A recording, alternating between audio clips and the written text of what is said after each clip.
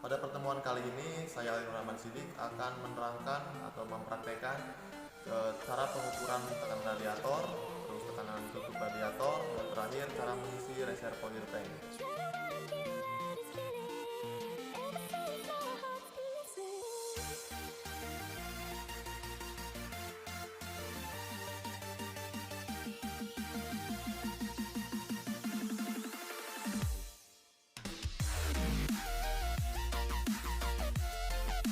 Pastikan untuk reservoir tank itu dalam keadaan full ya.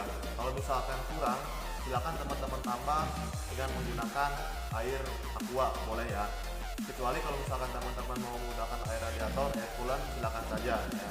Tapi saya sarankan jika di rumah teman-teman tidak ada, maka menggunakan air aqua pun tidak apa-apa kalau untuk menambah.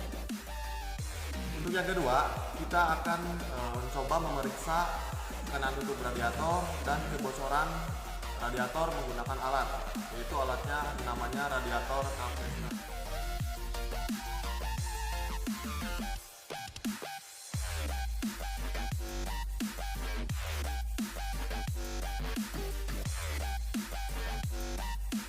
Ini alat namanya radiator compressor.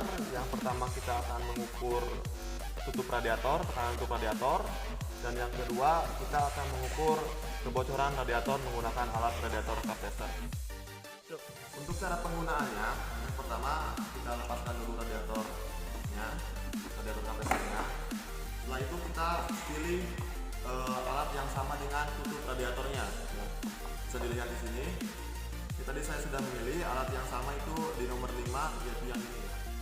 Setelah itu ambil tutup radiatornya. Untuk cara penggunaan alat, yang pertama kita pasangkan ini ya. Nanti ini untuk masuk ke radiatornya, tutup radiatornya. Setelah itu pasangkan tutup radiator ya. Pasangkan tutup radiator. Kita lihat dulu spesifikasi tekanan tutup radiator dulu. Lihatnya di sini.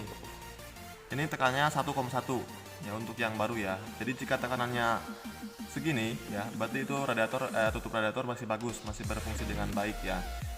Minimalnya 0,8 karena ini udah bekas. Jadi kalau yang bekas 0,8, terus yang barunya 1,1.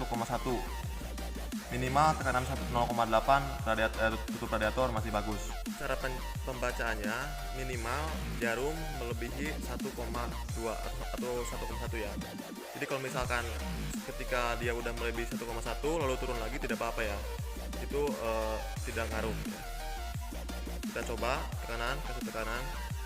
Lihat. Ini sudah melebihi. Ini tandanya tutup radiator masih berfungsi dengan baik ya. Jadi tidak ada masalah, tidak ada kendoran. Untuk selanjutnya kita akan mengukur kebocoran menggunakan radiator tester ya. Kita akan mengukur kebocoran menggunakan radiator tester. Caranya kita lepaskan dulu yang ini. Nah, ya. Lepaskan dulu. Lalu ini masukkan ya. Masukkan. Pastikan dalam posisi yang kencang ya. Untuk selanjutnya kita masukkan soketnya ya. Masukkan soket. Pastikan soket masuk dengan baik ya, agar nanti tidak bocor ketika membaca ya. Untuk cara pembacaannya kita kasih tekanan 1 atau 2 kali. Kalau misalkan posisi jarumnya standby minimal 3 detik, itu menandakan radiator tidak ada kebocoran ya. Namun kalau jarumnya ketika dipompa langsung turun lagi ya, berarti ada kebocoran di dalam radiator gitu. Kita kasih tekanan, kita lihat pergerakannya.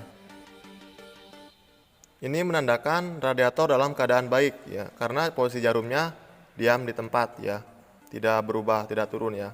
Walaupun turun itu ketika lebih dari 3 detik.